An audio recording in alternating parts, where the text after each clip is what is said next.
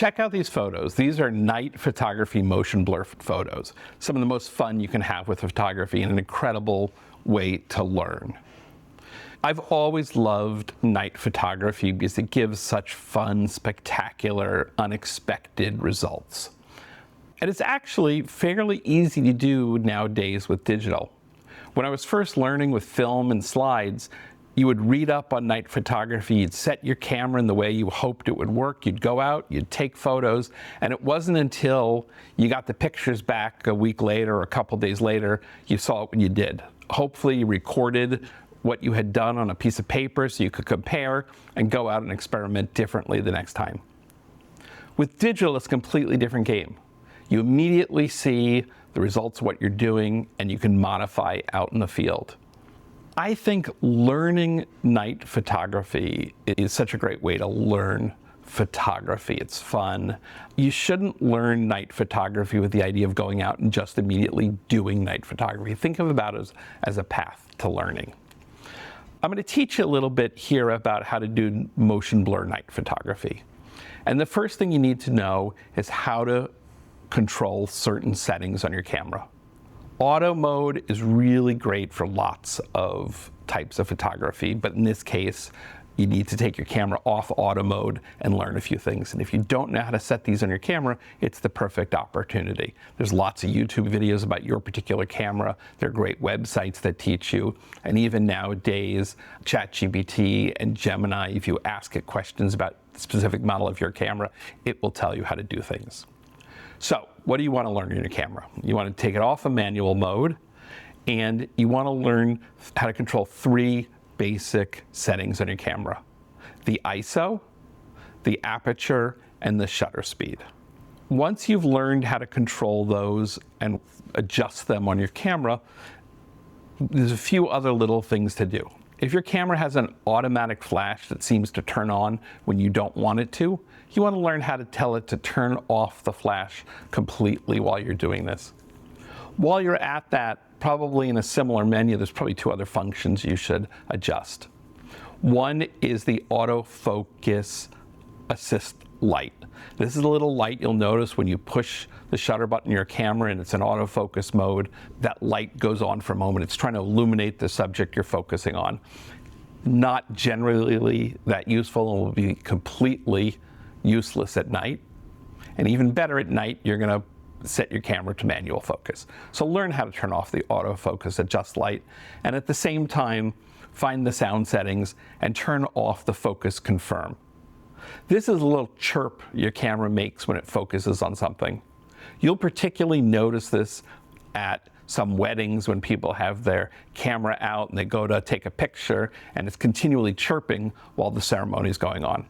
This is a great function to turn off completely all the time and leave off. Once you learn those settings, the other key setting is turning your camera into burst mode or continuous shooting mode. Different camera brands have different names for this. This is the function where when you put your finger down on the shutter, it continually takes a picture one after another for as long as you're holding it. And you'll want that on taking pictures 4 or 5 frames per second. Once you've learned to control your camera, here are the settings you want to try. You want to put the ISO between about 400 and 800. The ISO is how sensitive your camera is to the light. If you're in a bright environment where the stores are lit up, you'll probably want something with a little lower sensitivity to light, like 400. And if you're in a very dark area, you'll probably want a little more like 800. Choose a number in there. Any of those will work. You'll also want to open your aperture up to let as much light in. And one of the things to remember in photography is that a big aperture is a small f-stop number. You probably want something around 2, 2.8, maybe a little bit more than that. And those will control how bright the lights are in the pictures we do. And then the shutter speed will control how long you get to expose for, how much blur you get in the photos we're going to make. Those will depend on the speed of the objects going by that you photograph. If something is moving slow, you want a slower shutter speed, probably about 1/4 of a second. And if something's moving fast, you'll want a faster shutter speed, maybe 1/15 of a second, 1/30 of a second. Below 1/4 of a second, you're not going to be able to keep the steadiness you want, and above about 1/30 of a second, you're going to begin to freeze things too much. You're not going to get the effect we want. The next thing I do is practice these at home. Find a dark room with a small light and try these settings at home and see what happens. See if it feels like it would be close to what you'd be if you have a street with cars going by in front of your house. Open the front door and just try this for a minute or two. Make sure that you've got your familiarity with the camera and familiarity with this type of photography before you go out to the location where you're going to be working. In terms of that location, you want to pick a place where you're not too far away from the cars, the bicycles, or the people you're taking, where things aren't going by too fast. You definitely don't want to try one of these a highway overpath. I think we've all seen photos like that with long streaks of red lights for the cars going away and white lights for the cars coming to you. It's a pretty simplistic photo. We've seen it a lot of times. It's not as much fun as this. Those are typically also done on a tripod. And this is the kind of photography you can do without a tripod. This is handheld photography. Pick a spot that has got a variety of sizes and types of vehicles and lights. If they've got a spot where there are buses and cars and people and bicycles going by, it'd be really nice. They don't have to be going super fast.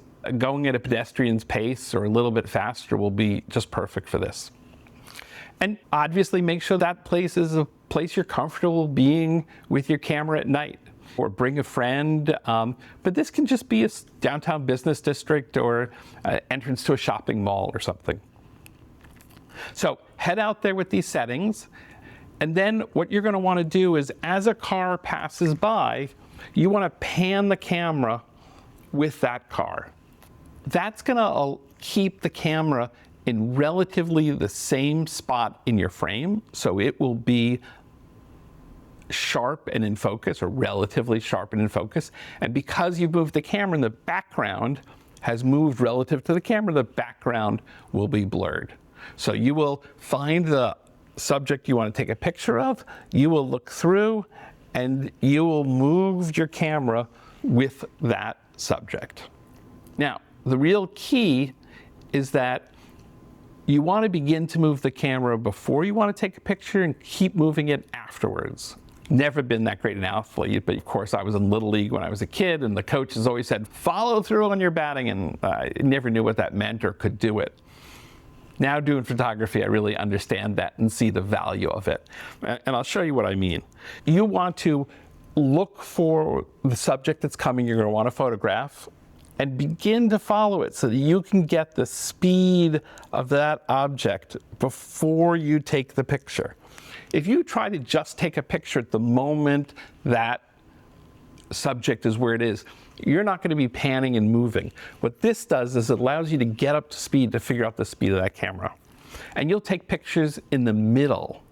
As you take pictures, you may see those flashed in the viewfinder to help you continue to guide through. So it would look like this. Here'd be the car. You would begin to photograph. You would start the shutter.